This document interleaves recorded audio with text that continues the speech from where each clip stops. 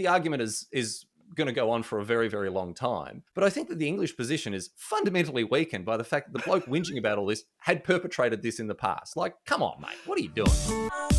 From the newsroom at news.com.au. Well, the Ashes is cricket's greatest rivalry. Australia versus England in a fight for pride, history, and a tiny little urn. Now, over the years, there have been some very controversial Ashes moments. And here to tell us about the three most shocking ones is Riley Knight, host of the podcast Half-Arsed History. G'day, Riley.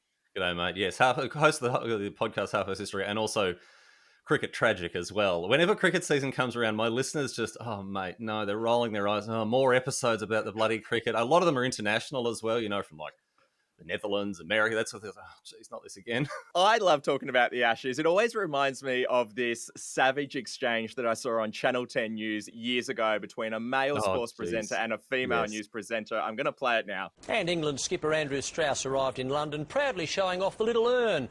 They'll spend 4 days at home before flying out for the World Cup. And Belinda, I just can't understand how something so small can be so impressive. Well, Mark, you would know about that. Thank you very much. That poor man, I don't know if he ever recovered. You should have put a content warning on that, because just, just jump scaring everyone by showing someone being killed live on air. Like, that's not... You're going to get in trouble with the OFLC, mate. That's unbelievable. All right, let's get into these controversial moments. The first one we're going to talk about goes back to 1932. What happened then, Riley? Yeah, so this is an iconic chapter in the history of the Ashes, and it of course comes back to not just the greatest cricketer of all time, but as far as I'm concerned, the greatest sports person of all time, Sir Donald Bradman. Right? This is a bloke who, there's Jordan, there's Gretzky, there are all these these legends of their respective sports, but no one was ever as dominant at a sport that they played compared to Bradman. Right? Bradman's batting average at the end of his career was 99.94. The next best average, I believe it's Adam Voges, with about 60, right? Wow. Jordan, LeBron James, again, Wayne Gretzky, all these people, they were amazing. They were not that much better than the second best player, right? So the Don is unbeatable. He is so good at this game. And the English, they don't know what to do with him, right?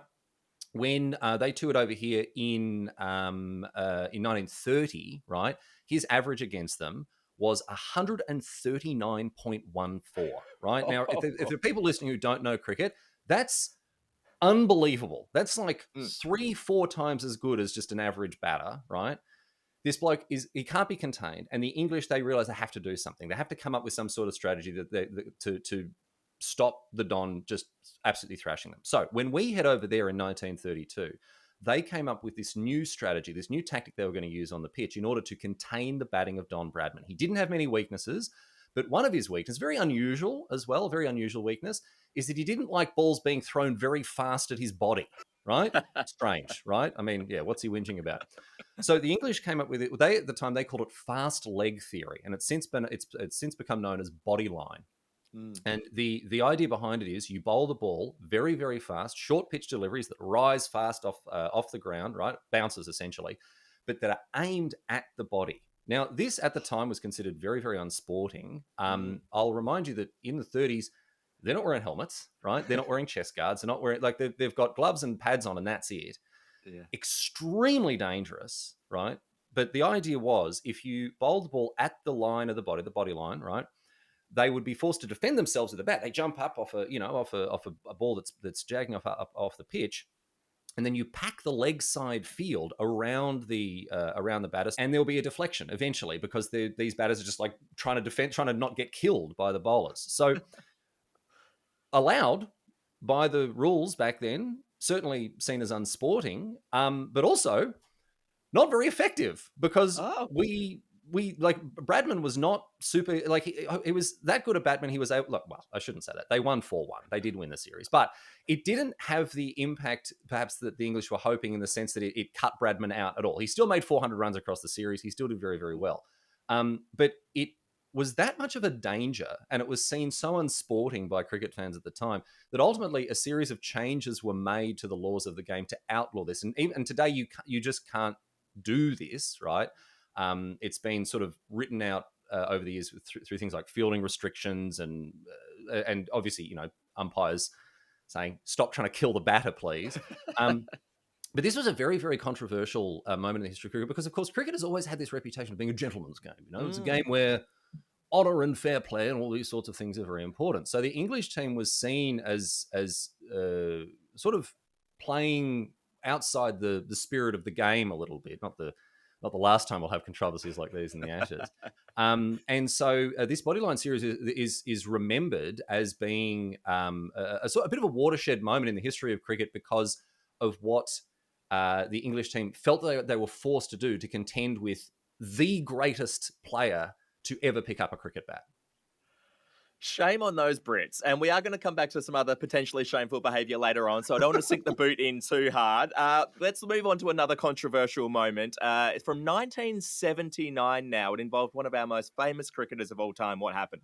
Yeah, so Dennis Lillee, of course, a very, very well-known, very talented cricketer. Had a bit of a reputation, of course. He's a tall man. He was a strong man, a very intimidating fella. He loved to have a bit of a chirp on the field. He's sledging. He's getting after. He was what we would call a character, right? This bloke. Oh, do you know? How about this, right? I was talking to my mum about this. My mum loves cricket as well. Do you know what she says to me out of nowhere? My mum is like, she's like 60-something when she tells me this. She'd never tell me. She used to go drinking with Dennis Lillee, like after the tests. So there was a pub near the MCG. She'd go down Boxing Day test every year to watch this. She and her girlfriends would go to this pub after the game had finished. And the Australian team would just be in there, right, sinking pints, and she'd just hang around with Lillee and all the rest of them just downing jars. Like, unbelievable. Your mum was a groupie. I didn't ask too many questions, I have to be honest. I did. Anyway, so Lillee, right, he's a bit of a showman. And one day, he's batting 1979 Ashes out of the Wacker, right, in Perth. And he strides out to the crease on the second day of play at the first test in 1979. He strides out to play with a bat that was made of aluminium. Now, again, this was allowed. This wasn't outlawed by the laws of the game, right? And Lillee, this won't surprise people to learn if you're familiar with this bloke, it won't surprise you to learn he did this. His mate owned a company that was manufacturing these aluminium bats. So he goes, no worries, listen, you give me a little slice the action and I'll walk out and do an Ashes test match and I'll bat with one of these things. Anyway, bowler comes in, he hits it, and it makes this like ridiculous pinging noise. And I was going, "What's going on? Like, what's he brought? What is this bat?" Obviously, he was known as a bowler, not necessarily a batter, but he's thrashing the ball and he's swishing it around and hitting drives and all sorts. Anyway, the English, right now we know they love to whinge. In this case, maybe it's justified, but they do love to complain. The English. They come to the umpire. They show the umpire the ball, which looks like a bloody squash tomato at this time because, like, Lillee's been smacking it with this bit of aluminium. And they say, this is no good. We can't do this. And Lillee, of course, he stands his ground. He gets fired up. He digs in. He's go, well, there's nothing in the rules because says I can't bat with an aluminium bat. Even the other Aussies, right, at this point are like, mate, you need to calm down. The captain, Greg Chappell, he's like, just take this wooden bat, start using this wooden bat, pull your finger out, right, and start. Anyway, Lillee, he cracks the shits and he's like, absolutely not. I'm playing with this 80-minute bat. I don't care. The sales are going to be terrific. Greg Chappell, the captain, in the end, grabs a wooden bat off the 12th man, strides out to the crease, attempts to take the aluminium bat off Lillee and give him this wooden bat. Lillee, again, he's cracked the sads. He piffs the aluminium bat away. He's having a temper tantrum. And eventually he takes this bat that's made of willow, chuck the aluminium bat 40 meters towards the crowd, but people are ducking out of the way. Unbelievable. Anyway, this aluminium bat's taken off. Lillee starts playing again with the willow bat, and the game continued. But once again, this prompted a change in the rules, the laws of cricket as they're known. They had to specifically amend these laws to say, no, actually, your bat does need to be made of wood. You can't use a metal bat. But guess how the sales of these aluminium bats went after this great big controversy, right? Oh, surely through the roof. Flying off the shelves. And the funniest thing about this story, right? Lillee later went and retrieved the aluminium bat that he'd thrown away in disgust. He went and got everyone on the Australian and the English team to sign it, right, as a bit of a souvenir. And the English captain, a bloke whose name was Mike Brearley, I think he realised what was going on here because after he signed it, he wrote underneath his signature, "Good luck with the sales." He saw right through Lillee, didn't he? I would love to know how much Lillee made out of that, how much his slice of the pie was. Yeah, I couldn't find the firm numbers on that, but I'm sure this was a bloke who wasn't afraid of a bit of a publicity stunt. I'm sure he did all right for himself out of that one. All right, the final Ashes controversy we're going to talk about happened fairly recently. It was in 2023 when the series was played in England. This is still quite raw for a lot of people. What happened, Riley? Look, I don't. We're not even reopening old wounds here. These wounds are open and festering because the English just will not let this go. Right? They just cannot get over this, and it's very, very frustrating when you realise the full picture of this story. Right? So, set the scene. We're playing the Ashes recently over in 2023 in England. Right? Johnny Bairstow, the English wicketkeeper, he's at the crease. Right? Carey's behind the stumps, our bloke. And Bairstow has this habit of wandering out of his crease, right, to do a bit of gardening. Very common thing to do, of course. A lot of batters do that. But usually they'll okay, yep, dead ball, they'll go out and they'll do this thing. He does it once. He does it a second time. And then at the end of the over, he wanders out of his crease a third time within the ball goes past him. The ball hasn't stopped moving and he's already walking out of his crease. So Alex Carey realizes there's an opportunity here. He takes the ball and immediately just piffs it back at the stumps, and it technically counted as a stumping because Bairstow had moved out of his crease to fiddle around with the pitch, and he was out. He was given out by the umpires. The English are furious. Now, listen, let's take the Australian-England rivalry out of this. Let's look at this objectively. This was not a particularly sporting thing to do necessarily. Like, there is that argument that, there's the letter of the law, there's the spirit of the law. Was this done within the spirit of the game? And I would be sympathetic to many of the arguments that the indignant English were putting forward, whinging about how this was inappropriate and wasn't the thing to do and it was just not cricket, right? I'd be a lot more open to those arguments if Johnny Bairstow himself hadn't done exactly this before, right? Yes, exactly. He and multiple times as well. So he got a bloke named Samit Patel out in 2014 doing exactly this, right, during a county game. In fact, it was even worse because Patel didn't walk out of his crease. He just lifted his foot above the crease line, right? And they're off. Bairstow whips off the bails, right?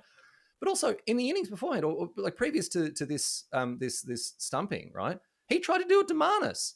He piffed the ball at the stumps when Labuschagne was at the crease. He tried to do it that match, right? So the English getting on their high horse and saying, "Oh, this isn't done," right? Also, Brendan McCullum, right, the English coach who used to play for the Kiwis, he did this like 3 times in his career as a keeper as well. And do you know what? When he did it, right? His captain turned around and said, no, this isn't how we're getting someone out. No, the captain offered to overturn the umpire's decision, right? Which is a very sporting thing to do. Cummins didn't elect to do that. And look, maybe people think he should have, people think he shouldn't have. That's the argument that's ongoing. But my point is this: you lose any moral high ground you have, you lose any authority you have to tell us off for doing something like that when you have done it yourself. And the bloke managing the team has also done it himself as well. So look, the argument is going to go on for a very, very long time.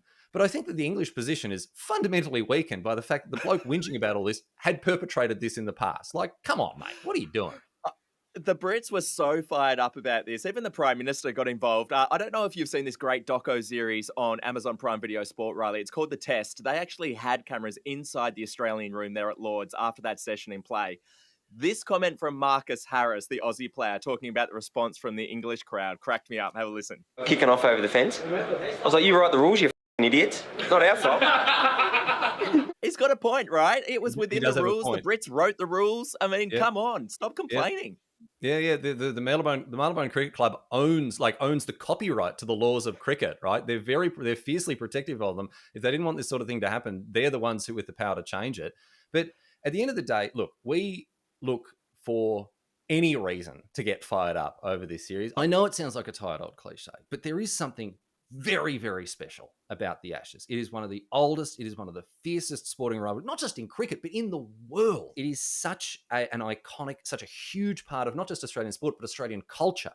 And whatever your view is on like recent controversy or the history of the game, whether you love cricket, whether you hate cricket, whether you have it on the background or you're sitting there glued to every ball, you can't deny that the sporting, the cultural, the social impact, the political impact, sometimes when prime ministers get involved with this sort of stuff, of this game, right? This silly sport that we love so much. The Ashes are a phenomenon, and I really am so excited to watch us bloody 5-0 them once again. We've done it 3 times, we'll do it again. Let's get into it. Follow or subscribe to From the Newsroom wherever you get your podcasts.